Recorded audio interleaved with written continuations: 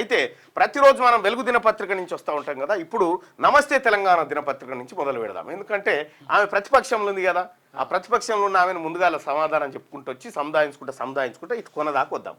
So ఇప్పుడు ఈమె madam, ఇది కన్నీటి ఒలపోత ఎవరిది? తెలంగాణ భవన్లో బాధితుల గోడు విని భావోద్వేగానికి గురైన మాజీ మంత్రి హరీష్ రావును మించిన యాక్టర్ ఈ ప్రకాష్ రాజ్ వీళ్ళు ఎవ్వరు పనికిరాదు. మంచి మంచి యాక్టర్లు కూడా ఏం పనికిరాదు.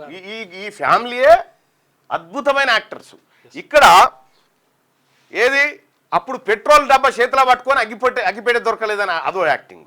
ఇప్పుడు కన్నీటి ఒలపోత పోస్తా ఉన్నాడు. ఏందయ్యా అంటే తెలంగాణ జనతా గ్యారేజ్ అట, ఇక్కడ బాధితులకు భరోసా, రక్షణ ఇవ్వబడును, మూసీలో పారేవి నీళ్లు కాదు పేదల రక్తం, హైడ్రోజన్ బాంబులా ఉంది, అందరినీ నిద్రకు దూరం చేస్తున్నది, బాధితులకు బీఆర్ఎస్ రక్షణ, మా తలుపులు తెరిచే ఉంటాయని హరీష్ రావు అంటా ఉన్నాడు. ఇక్కడ చాలా మంది వాళ్ళ బాధలు వెలిబుచ్చుకుంటా ఉన్నారు. ఏం జరుగుతుందనేది వెలిబుచ్చుకోవాల్సిందే, ప్రతిపక్షం వినాల్సిందే. కానీ పంపించినాం. కానీ ఇదే హరీష్ రావు గారు, ఇదే కేటీఆర్, ఇదే కేసీఆర్ గారు వీళ్ళు అధికారంలో ఉన్నప్పుడు క్లోజ్ చేయి,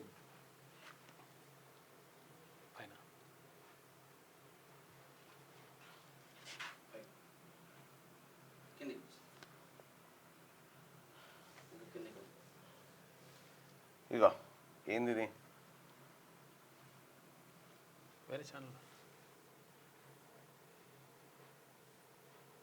సాయి గణేష్ పంపినావా?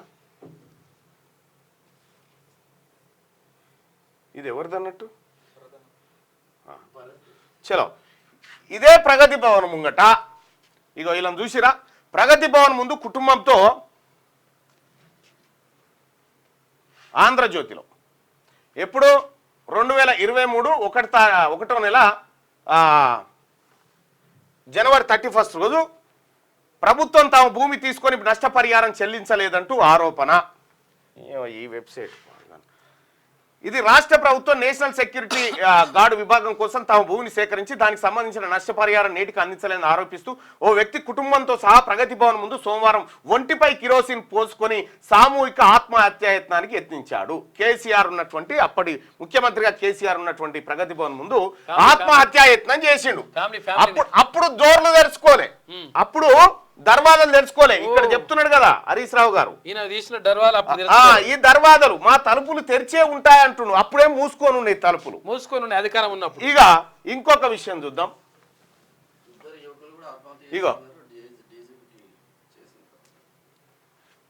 ఇగో ప్రగతి భవన్ ముందు ఏకంగా పెట్రోలే పోసుకున్నాడు. ఇగో ప్రగతి భవన్ ముందు ఒక కుటుంబం ఆత్మహత్య యత్నానికి పాల్పడింది. రంగారెడ్డి జిల్లా ఇబ్రహీంపట్నానికి చెందిన భార్య భర్త 3 పిల్లలు పెట్రోల్ పోసుకున్నారు. పోలీసులు వారిని అడ్డుకొని నీళ్లు పోశారు. తమ 5 ఎకరాల భూమి కబ్జాకు గురైందని, ఎవరికి ఫిర్యాదు చేసినా న్యాయం జరగడం లేదని వాళ్ళు ఆవేదన వ్యక్తం చేశారు. హరీష్ రావు గారు ఇవన్నీ మనయే కదా, ఇవి మన పరిపాలనా హయాంలోనే బీఆర్ఎస్ పార్టీ ఏలుబడిలో జరిగినటువంటివే కదా ఇవన్నీ. ఏంటి సార్ ఇవన్నీ?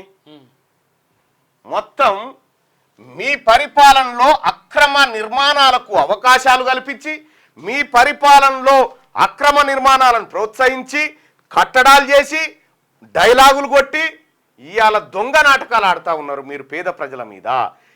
తెలంగాణ ప్రభుత్వానికి ముందు చూపు ఉంది కాబట్టే, పేదల పక్షం ఆలోచిస్తుంది కాబట్టే నిర్వాసితులకు ముందుగా డబుల్ బెడ్రూమ్ ఇండ్లు ఇచ్చి వాళ్ళని ఓ ఇంటోలను చేసిన తర్వాత వాటిని మార్కింగ్ చేసి కూలగొడతా ఉన్నారు. మీరయ్యా ఈడేం చేసిరు? మల్లన్న సాగర్ కాడ ఏమైంది? ఇంటి కట్టెలే బేర్చుకొని చచ్చిపోయిండు. ఇంటి కట్టెలు బేర్చుకొని అంగడి కిష్టాపూర్లో ఎన్నో మొత్తం ఇంట్లో ఊరు మునిగిపోతుందని పాడబేర్చుకొని అదే కట్టెలతో చనిపోయిండు. మీరు డీసీఎంలు పెట్టి ఎంత నానాగిరి చేస్తారు మీరా? ఆ రోజు మీ తలుపులు ఎందుకు తెరిచిలేవు? ఆ రోజు మీ తలుపులు ఎందుకు తెరిచిలేవు హరీష్ రావు గారు?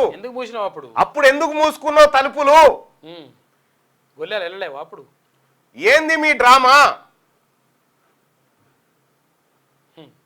ఒకటి సోషల్ మీడియాలో వైరల్ అవుతా ఉంది. అది ఎంతవరకు నిజమో నేను చెప్పలేను. కానీ ఒకటి అది నిజమని నేను చెప్పలేను, అబద్ధం అని కూడా చెప్పలేను. ఏది? బీఆర్ఎస్ బ్యాచ్ అట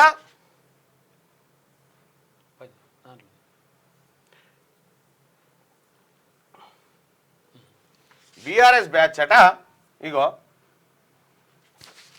రేవంత్ రెడ్డిని కారణం చేసి మాట్లాడిపోయాలి అంతే కదా. అవునా, ఇక కంప్లీట్ గా రేవంత్ రెడ్డినే టార్గెట్ చేయాలి. మీరు నిన్న న్యూస్ లో చూసిరు కదా, మన కొందరు రేవంత్ రెడ్డి కొద్ది బూతులు చెప్పి అలానే మాట్లాడాలంట. అవి అవి అవనా అవి అవి కూడా చెప్పారు మాకు అన్న, మాకు ఒక వీడియో పెట్టిండు.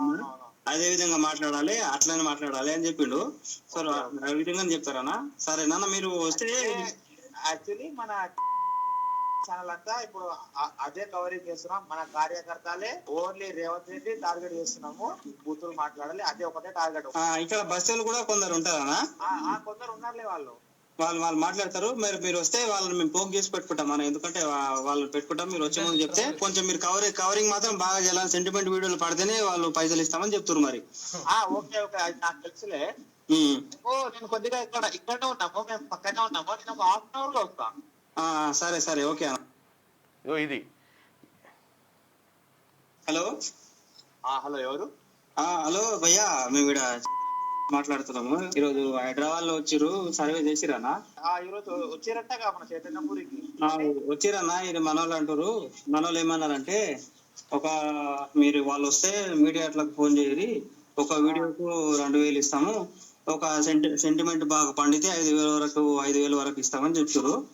అందుకని మీకు వచ్చినాక మీకు ఫోన్ చేయమని చెప్పిరన్నా. ఇప్పుడే వచ్చిపోయారు వాళ్ళు. మరి మీరు ఇప్పటి వరకు వస్తారన్నా? నేను ఒక హాఫ్ అన్ అవర్ లో వస్తా. హాఫ్ అన్ అవర్ లో వస్తారా అన్న? అవునవును.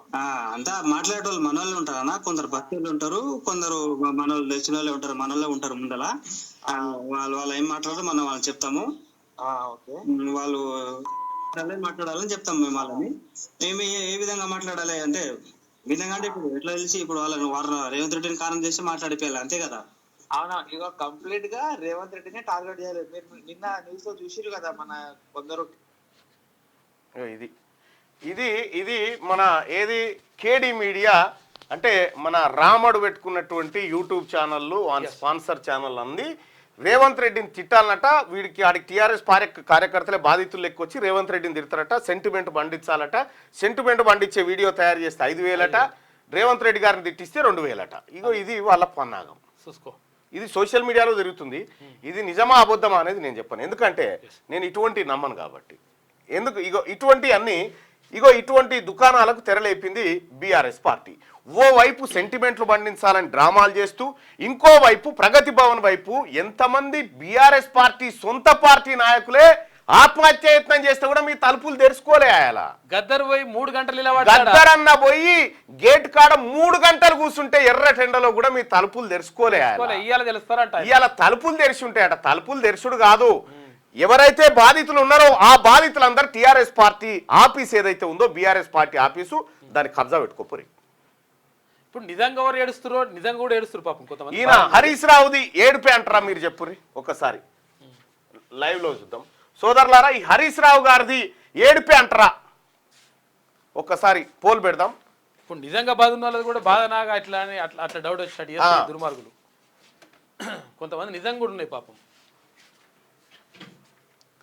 ఆ పోల్లో పాల్గొనండి.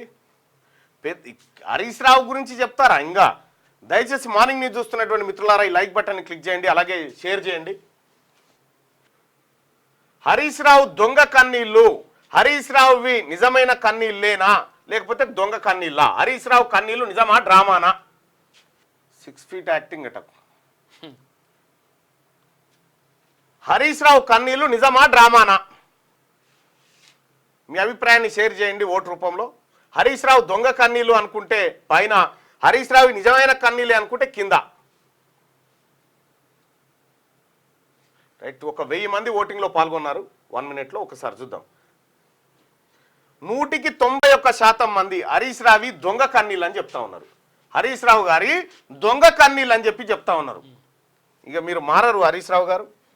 ఇక జనతా గ్యారేజ్ అని పెట్టినావు, జనతా గ్యారేజ్, మీ ఫామ్ హౌజులు, మీరు పెట్టిన కబ్జాలు, మీరు చేసిన దోపిడీలు అన్నీ ఈ ప్రతి కన్నీటికి కారణం ఇతను ఇలా బామ్మాడిది, ఇలా మామనే. ఈ పేదల కన్నీటికి కారణం వీళ్ళే. క్యూ న్యూస్ ఛానల్లో పనిచేయటకు అనుభవం గల సీనియర్ డిజిటల్ మార్కెటింగ్ వారు కావాలను సంప్రదించవలసిన నెంబర్ 8688926084. qnewsads@gmail.com ను సంప్రదించండి. లైక్ చేయండి.